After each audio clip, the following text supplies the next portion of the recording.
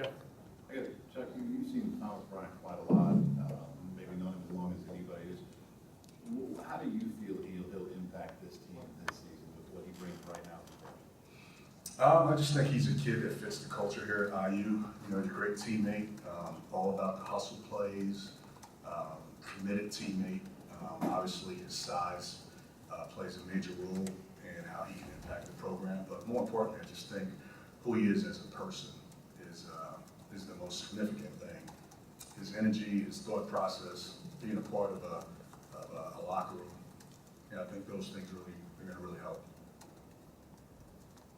Tim, can kind of follow up on that, the impact a 6'11" kid who, like you said, has a high motor can have on the defense now starting from next year? Well, I think like Chuck said, you know, he has a great personality. It's probably not as flamboyant as Victor's, but it's a personality like that where you always enjoy being around him.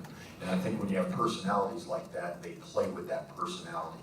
And you have to play defense with personality and intent.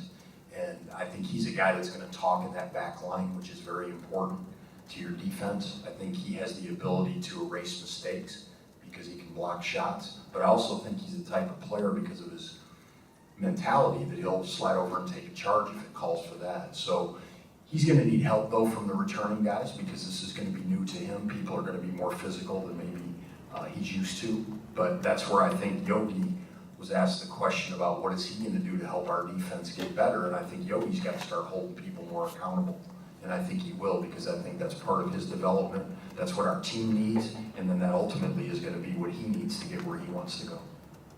It's a kind of a basic question, but you compared the personality to Victor's a little bit. I mean, how unusual is it for a kid that young to be that good for a locker room, I guess, right away?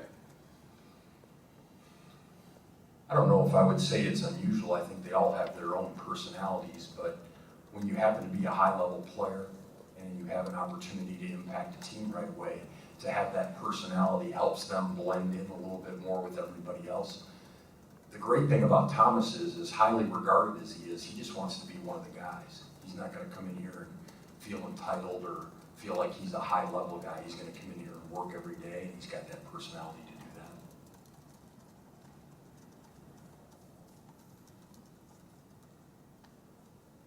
Rob, what's your role been these past couple weeks this spring? What have you been doing out on the road, recruiting, that kind of stuff? Just sort of detail what you've been doing out there. Just what have you been doing? Coach Buckley asks me that every day. Just been in the role of coaching on the court and then being able to recruit. So it's been being able to be out on the road recruiting and seeing some of these guys, the young guys that are in the upcoming classes.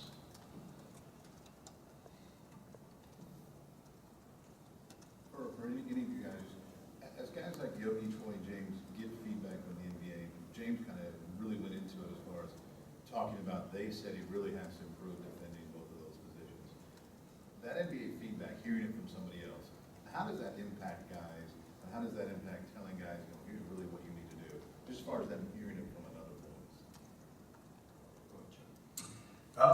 You know, it's always good to hear it from a credible source. So, you know, I think anytime the NBA speaks to any of these kids, whether it's here at IU or anywhere else around the country, kids and families have a tendency to listen, and because they're hearing it directly from, you know, an organization. So I think, you know, for us, it allows us to have someone else maybe echo some of the things that we've been trying to get across throughout the year. Do you think for the most part guys take that, and you know, do you see quick implementation of that? I think so. I think, you know, I think those guys take the information, they sit down with their families, and they kind of reflect on the type of year that they had as a team and individually, and say, no, that makes sense. I see how I can impact IU, whether it's on an offensive end or a defensive end, and surely how I can increase my stock for the following year. I think it's similar to recruiting in that sometimes I think players feel like they get recruited because they shoot all the balls and they score all the points, and that's not necessarily what we look at when we go evaluate guys. And we like to see guys in a lot of different situations and settings. Sometimes it's off the ball, sometimes it's on the ball, sometimes it's when they don't play well, how do they impact their team with winning. And like Chuck said too, I think the feedback that we get pretty much echoes what Coach is trying to get them to do and what we we talk with them about too, so at least it reinforces, if you want to go and take that next step and keep playing basketball, these are the things that you really have to do.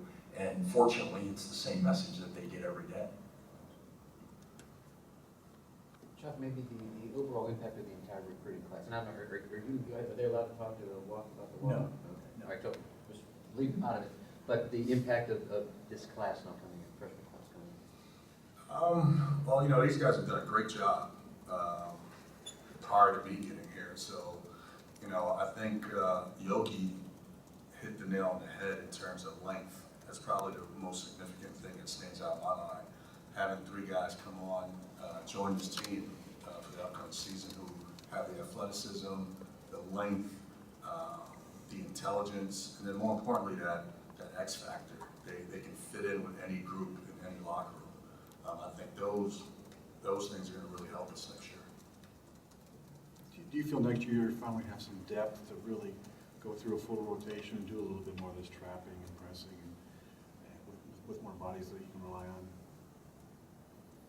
I think so, and I think it's one of those things too, where at least you can experiment with it and look at it in practice to see how it develops and see if they're ready. One of the things that you don't ever know, especially about new guys, is how they're going to be until you actually work with them. You can project and think about it. And, you know, I was kind of chuckling about the NFL draft.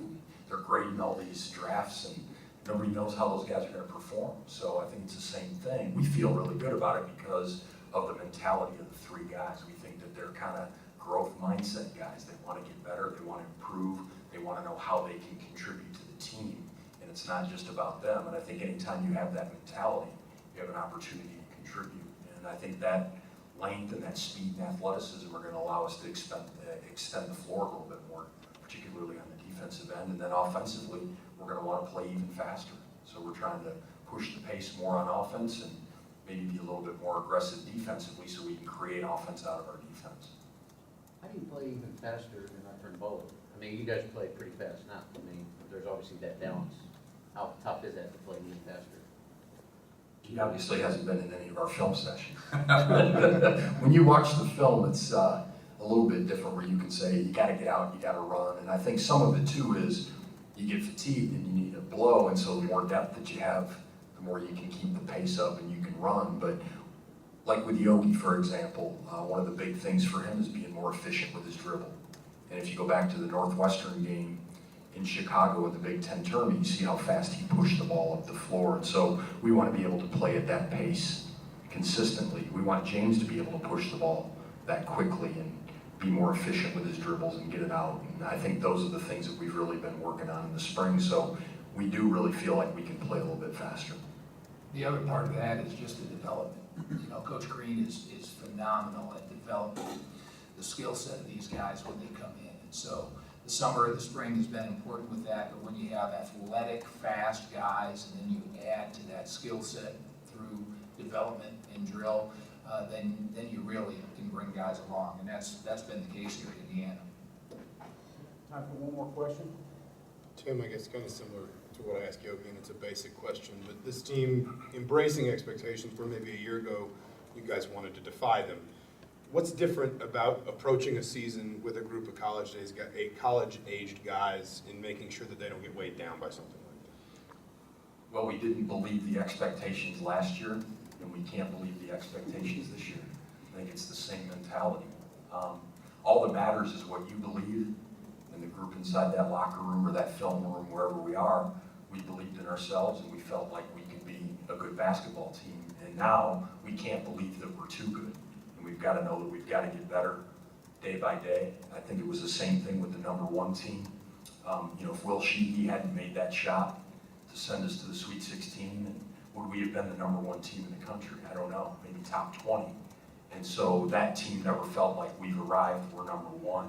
And that's why I think we were able to stay up there in the polls and have the great season and win the Big Ten like we did. So we've got to really have a great mentality, and I think the guys have had that. I think the culture here has always been about work and getting better every single day, and it continues. Okay.